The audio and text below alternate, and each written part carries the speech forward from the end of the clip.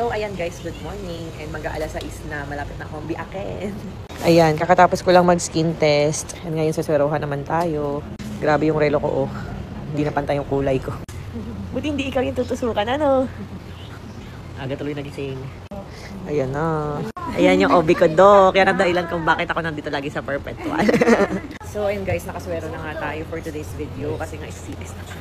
So, ang nilagay ko sa face ko pala guys is Rosmar Premium Tinted Sunscreen. So, ito yung ginamit ko guys sa face ko. Ba't blurred? Ay, ano ba yan? Ayan, Rosmar Cagayaco Premium Tinted Sunscreen. $2.99 lang to, SPF 70 PA++++. Pina-SPF test natin, 76 nga lumabas. UVA, UVB protection, lightweight, anti-aging, whitening. Kaya para ka na nag-skincare. Tone Adapt technology and for all skin type. 50 ml na to guys ha.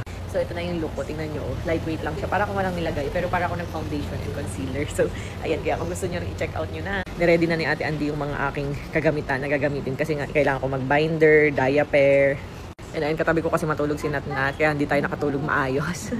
Ayan, aga gumising din. Ate Nat, smile!